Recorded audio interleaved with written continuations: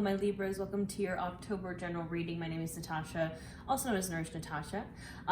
This is my first time ever doing these readings by sign, so if you enjoy this, if this resonates with you, please let me know in the comments so I can continue to do this for you. I usually am teaching yoga here on my page. I do tarot and yoga for every new moon and full moon, but I just felt called to do this. It's October. It's my favorite month. It's a spooky month. We're gearing up for Halloween, so this is for my Libras. Now make sure you check your sun, moon, rising, and Venus. And remember that this is a general reading, so take what resonates, leave the rest. Some of it might be for you, some of it might be for another Libra lovely. But yeah, I also have been choosing a different deck for every reading intuitively, just kind of based on what I'm feeling. And for you, my Libras, we're using the Thoth Tarot, and then we're also using the postcards from Liminal Space to clarify, and a Halloween Oracle card to clarify further, because of course the spooky season is upon us. Who's that lurking at the bottom of the deck? The Sun, so that's warmth, abundance, happiness. This is the happiest card in the deck, Libra, so that's definitely a good sign. But I'm going to start shuffling. Now while I'm shuffling, I encourage you to just take some nice deep breaths to tap into the energy, to send me your energy, and think about your intention for this reading. So what are you looking to get out of this reading? What questions are you wanting to have answered? This is for my Libras in October. And this is your season, Libra. My mom is a Libra. She's October 10th. So what is going on for my Libras? Take another deep inhale and deep exhale for me.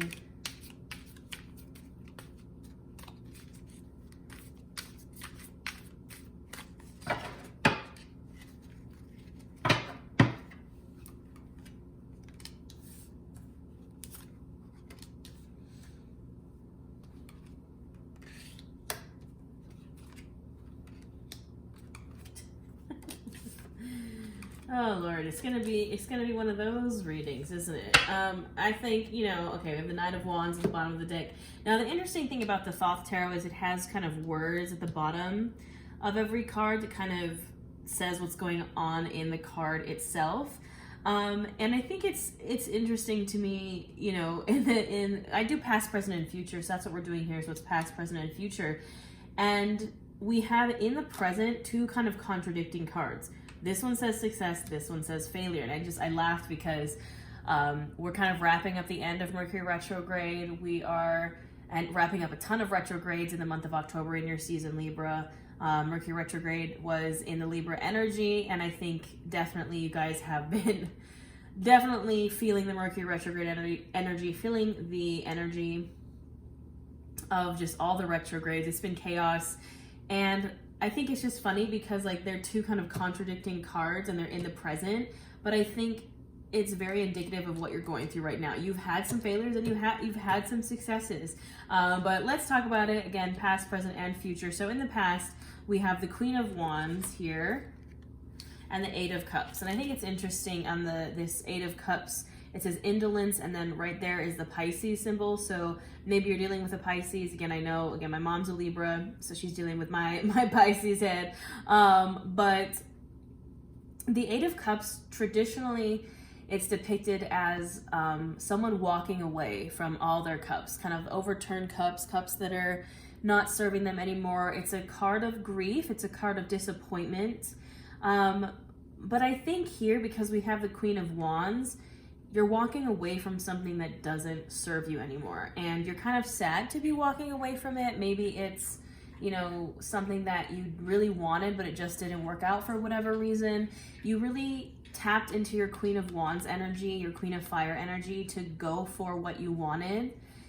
And I think maybe it didn't work out maybe the way you wanted it to. It didn't work out in the way you thought it was going to work out. So you're kind of feeling the grief, you're feeling the loss, you're kind of feeling bummed out is what I'm picking up on. You're kind of feeling bummed because you're like, hey, I did the thing. I tapped into my Queen of Wands energy. The Queen of Wands, she's fiery, she's passionate, she goes for what she wants. She's not afraid.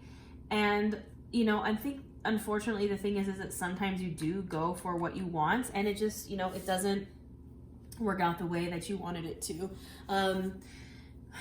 You know, I just feel this, like, this heavy sigh of like, and like, as I'm reading this, I don't know if you can see I'm like fidgeting. This fly keeps landing on my arm, so definitely, I don't want to say negative energy, but it could be someone just around you that you feel like is your negative energy that's kind of like in your space.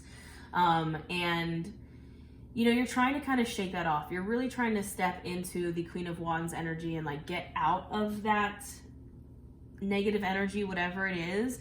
And you're kind of feeling like, I tried and it didn't work, and so I'm going to walk away from, maybe it's a specific person, energy, place, career, home. It's just some kind of situation that definitely is not serving you. And I think you thought that maybe tapping into your Queen of Wands energy is you could make the situation work, and it didn't. And now it's like you need to completely walk away from that situation. With the Knight of Wands at the bottom of the deck, I'm hearing like post haste, like, and then like there's the Prince of Wands. There's just all this fire here that's like, you need to go and need to go fast. And then who's hiding behind that is the Star card.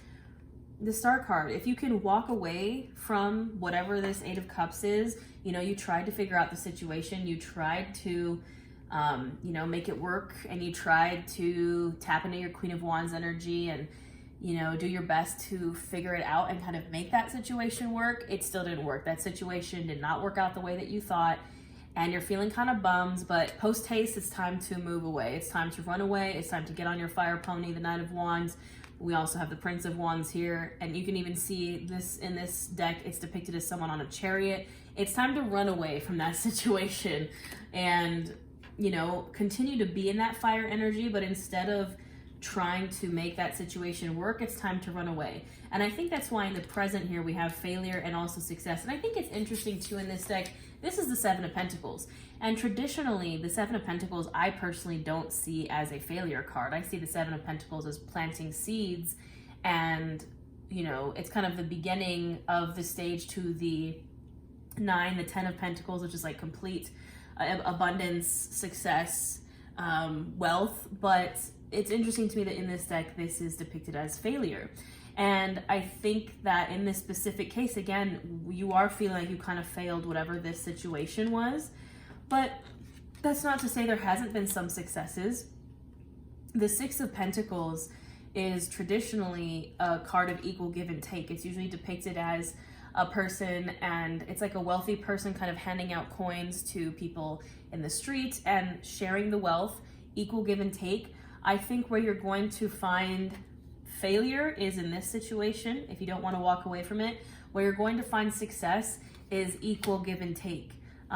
Opening yourself up to receive. I think in this situation, you were like, well, maybe if I just give, and you can see here the cups are kind of overflowing. Maybe if I just like give to whatever the situation is, it's going to work out. And it didn't. It did not. You know, we had that failure. However, if you can balance the giving and the taking, open yourself up to receive, remember that you are worthy of receiving just as much as you're worthy of giving. You know, if you can find that balance, you know, Libra, we got to balance stuff out. We got to tap into our Libra energy and balance things out and stop giving so much to this situation that is just not serving you, and start to be like, okay, it's my turn to receive. I'm not going to give any more energy to this situation. I'm going to run away real fast. You know, I'm going to Knight of Wands out of there and maybe focus on me a little bit. And, you know, I see we have the Two of Swords, which is, oh, Two of Wands. I thought this was Two of Swords. I'm very new to this deck. I just got it a couple weeks ago. But this is actually the Two of Wands, and it says Dominion. And then we have the Wheel of Fortune. And I think it's interesting that it's Dominion. I feel like the Two of Wands is, in one of the decks I have, it's kind of depicted as like two sticks rubbing together and creating a fire. And there's so much fire energy here. We have a ton of wands showing up. And it's, again, just kind of a reminder that if you can tap into that wands energy, there's also an Aries symbol here. So perhaps you're dealing with an Aries. You know, if you can run away from this situation, like the Knight of Wands and the Prince of Wands is telling us to, run away from that failure, run away from that disappointment, whatever it was, you're going to have dominion. You're going to have dominion over that situation. You're going to have a success over that situation. You're going to have that new spark, that new passion, as soon as you run away from whatever this is, you're going to find that fire again. I think maybe you thought that there was like a little something here, maybe thought that there was a little spark here, and there absolutely was not. It was definitely heavy in the water energy, but like that kind of, I'm feeling like sad, melancholy kind of water energy. And it's time to run towards what lights you up, is what I'm kind of hearing. Run away from this situation towards what lights you up. And that's when you're going to have a whole new cycle. The Wheel of Fortune is a new cycle, the ending of something and the beginning of something. You know, you've kind of ran through this wheel. It's time to, I'm actually hearing, get off this wheel. You kind of been stuck. I'm picturing like a hamster, like running in a hamster wheel, like over and over and over, and you're only met with disappointment and failure. We want to shift that. We want to get off this cycle, get off this ride. I've seen in another one of my favorite decks, the Wheel of Fortune is depicted as a like Ferris wheel. You're like, I want off this ride. I'm done. I'm going to go start a new cycle. And that's what's going to happen if you can move away from this situation here. Like you have, you know, you are still in your Queen of Wands energy. You just have to put that energy somewhere else and start moving away from whatever is bringing you that sadness, that failure, that disappointment. It's time to walk away. You've done enough. You've done enough. It's time to move on. So let's clarify with some oracle cards. Take a deep breath for me, Libra. I know you've been going through it. There's definitely, I'm feeling a lot of chaos energy, chaos magic. There's so many wands here. There's so much fire. All the retrogrades in your season.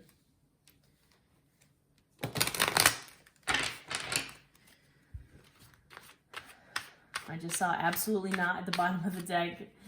Absolutely not. You got to walk away from whatever that is, my Libra babies.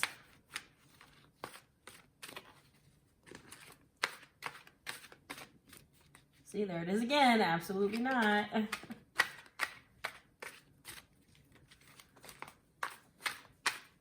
don't know why I'm hearing just like keep shuffling.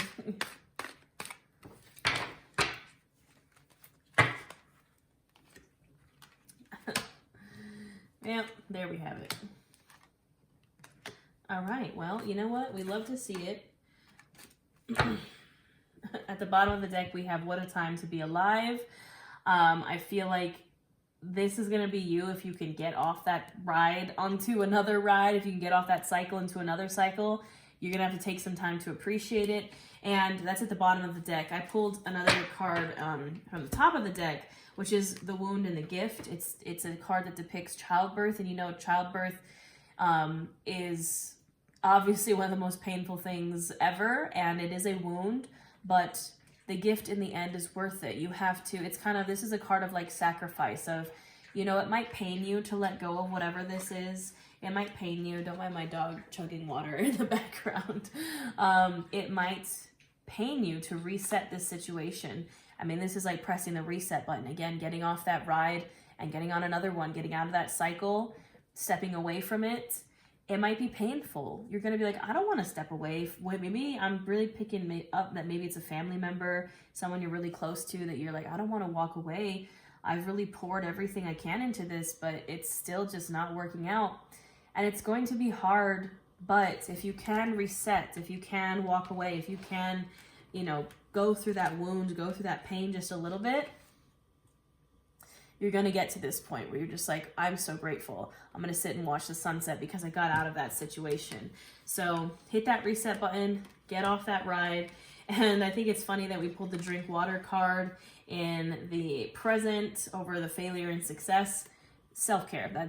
That's what this card is about. Make sure you're drinking water, just the bare minimum, right? You're taking care of yourself while you're kind of going through this release. You're going through this reset. You need to take care of yourself. And maybe this is specifically for someone. You need to drink your water. You need to stay hydrated. Okay.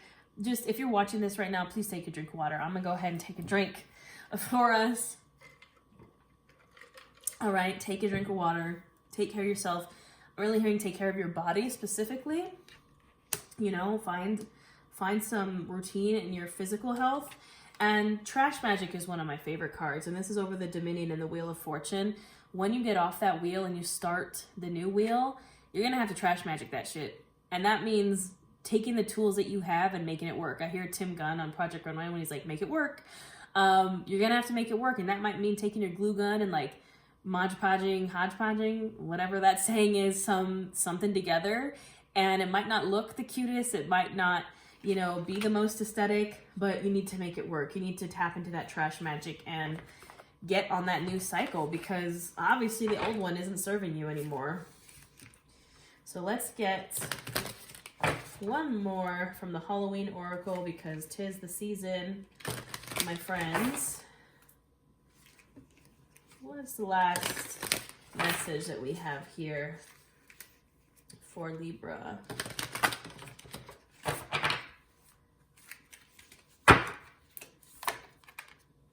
This is the third time that this card has come out. And I've been doing these readings for October. This is the third time that I have pulled this. And then this is a deck of what, like, I don't know, 30, 40 cards. And I pulled this card 3 times for separate readings. Someone is being an emotional vampire. Probably whatever this situation is. You need emotional intelligence. You need to walk away from this situation. I'm going to read for you the definition, the meaning of this. Like the book just goes right there, because it's like, yeah, we know, we've heard this a few times. So I'm going to read this for you. Whilst there are almost uncountable examples of vampire in literature, movies, and games, somehow the archetype of the blood-hunting, night-stalking, and somewhat elegant creature keeps being reinvented to seduce yet another generation. Although the beautiful and somewhat desirable vampire form doesn't really begin to enter the public consciousness until the mid-1800s, the idea of a human feeding upon the very stuff of life is much older. The Egyptians, Sumerians, Indians, and Balkan people all have mythos containing vampire-like creatures. The vampire is an interesting figure because it is both horrifying and desirable. Having someone want us so much that they desire to be that closely linked to us does feel good, until we realize there's nothing much left of us to give. Most of us have heard of the concept of emotional vampirism, the idea that people feed off our energy and our goodwill and take advantage of us through manipulation and their incessant neediness. Should the vampire card appear in your reading, it may indicate that you are being drained in this way, and the time has come for stronger boundaries. We need to be very aware of what gives us energy in our lives and what takes it away. We should be aware of needing people to need us, and why we invite people like this into our homes, workplaces, and lives, if indeed we have them around us. Developing the emotional intelligence within ourselves helps us defend against this kind of emotional and psychic attack, and enables us to foster healthy, equal relationships of all kinds. Equal relationships, okay? There's an emotional vampire around you somewhere, and you need to have some emotional intelligence to be able to break that off. You need equal give and take. 6 of Pentacles. That's where you're going to find success. You're going to find failure in you giving too much, okay?